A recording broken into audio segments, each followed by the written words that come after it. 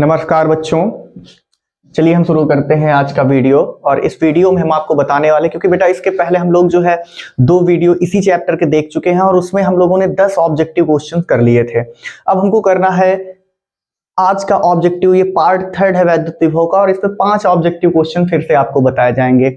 बेहतर ढंग से एक एक ऑब्जेक्टिव क्वेश्चन को हम बाकायदे हल करके आपको बताना चाह रहे हैं कि आपको कोई भी समस्या आने वाले बोर्ड एग्जाम में ना हो। और एक एक क्वेश्चन आपके लिए महत्वपूर्ण होने वाला है, इसलिए आप भी अपने ढंग से तैयारी करते रहें और साथ में हमारे YouTube चैनल से सब्सक्राइब करके और आप यहां से भी वीडियो देख सकते हैं। बहुत ही आपको आकर्षक लगेगा और आपको बोर्ड परीक्षा में काफी मदद मिलने वाली है इससे। तो शुरू करते हैं आज का वीडियो।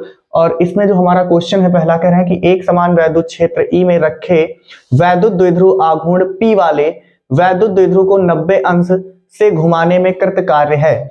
तो बेटा देखो, सबसे पहली चीज तो कृत कार्य W बराबर फॉर्मूला हमारा होता है PE और ब्रैकेट में होता है 1 माइनस का cos थीटा। यहां पे थीटा बराबर तो आपको ऑलरेडी कह रहा है कि थीटा बराबर कितना है बेटा, 90 डिग्री। थीटा बराबर 90 डिग्री। तो एक काम कर लेते हैं, अगर थीटा का मान 90 डिग्री दिया है तो यहां पर रखते हैं। तो W बराबर आ जाएगा PE और ये हो जाएगा 1 माइनस का cos 90। cos 90 का मान 0। तो ये जब 1 से 0 घटेगा तो बचेगा 1। PE से 1 का गुणा हो जाएगा तो हो जाएगा W बराबर PE। तो कृत कार्य आपका आ जाएगा PE। तो क्या ऑप्शन में PE है कहीं पे? जी हाँ, आपका ऑप्शन C बिल्कुल सही आंसर होगा।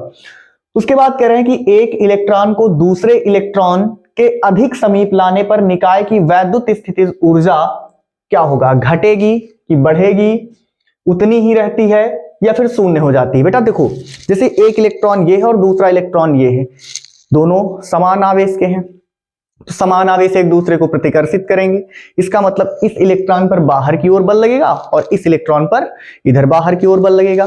जब इन दोनों को एक दूसरे के समीप लाएंगे तो इनकी गतिज ऊर्जाएं क्या होंगी? क्योंकि स्पीड कम होगी, प्रतिकर्षित करेंगे, स्पीड कम होगी। तो जब इनकी गतिज ऊर्जा कम होगी तो इनकी स्थितिज ऊर्जा में वृद्धि होगी, क्योंकि गतिज ऊर्जा इनकी क्या हो रही है? कम हो जाएगी। तो उस कंडीशन में इनकी स्थितिज ऊर्जा क्या होगी? बढ़ेगी। इसका ऑप्शन क्या है? बी सही होगा।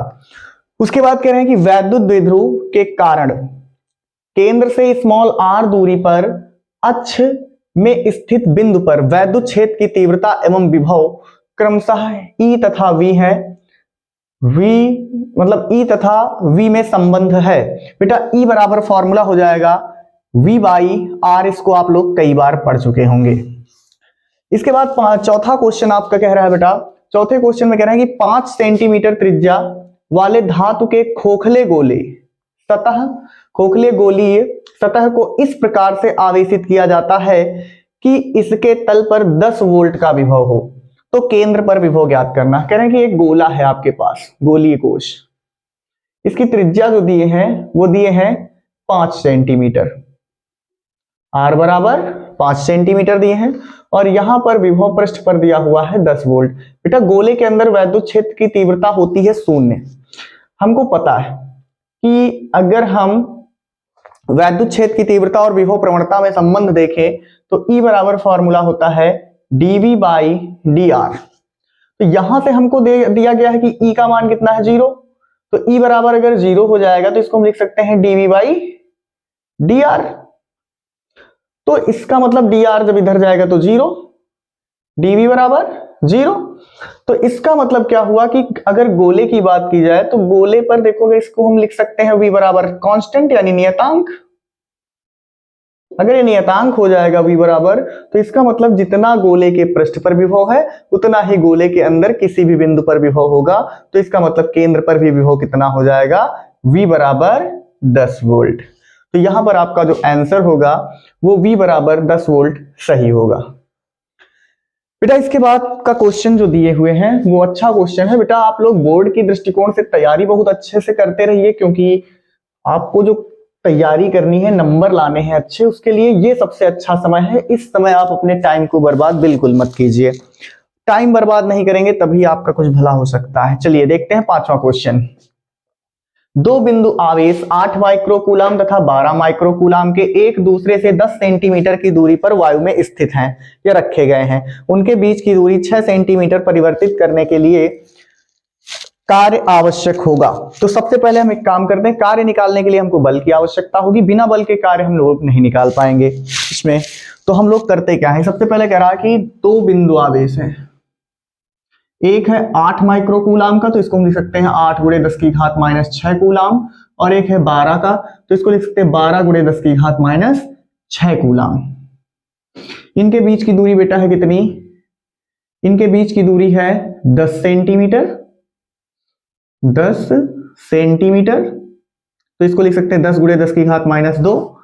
अब देखो यहां पर अगर बल निकालेंगे तो F बराबर हो जाएगा 9 गुणे 10 की घात 9, और ये हो जाएगा Q1 Q2 यानी Q1 का मान 8 गुणे 10 की घात माइनस 6 गुणे 12 गुणे 10 की घात माइनस 6 और बटे आर स्क्वायर। आर का मतलब हो जाएगा, इसको हम लिख सकते हैं 10 की घात माइनस 1, और उसका वर्ग करेंगे तो 10 की घात माइनस 2। बेटा ये ऊपर जाएगा तो हो जाएगा 9 2 11 6 यानी 10 की घात माइनस 1 बचेगा।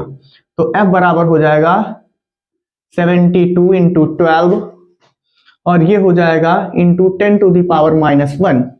इसको जब आप हल करोगे तो ये हो जाएगा 12 दूनी 24 और 12 सत्ते 84, 84 दो हो जाएगा आपका 86 इतना, और गुणे 10 की घात माइनस 1। इसको लिख सकते हैं F बराबर 86.4 इतना हो जाएगा। ये बल आ गया, लेकिन कितना विस्थापित करना है इसको, 6 सेंटीमीटर।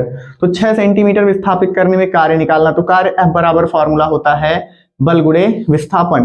तो W बराबर हो जाएगा 86.4 और गुणे ये हो जाएगा हमारा 6 गुणे 10 की घात माइनस 2, क्योंकि सेंटीमीटर में था 6। अब इसको मीटर में कन्वर्ट कर लिया, इसमें गुणा करा देंगे। 6 चौक 24, 6 चौक 36, 36 2 38, 6 8 6 48,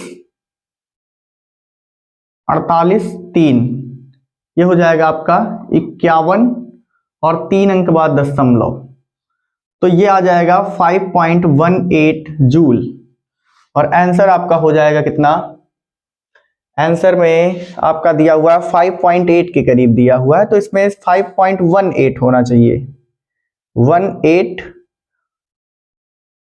5.18 जूल। अगर मान लो ऑप्शन में 5.8 दिया है तब आपको इसी में टिक करके आना है, इसमें मत कर देना। 5.18 जूल होगा ऑप्शन आपका सही। धन्यवाद।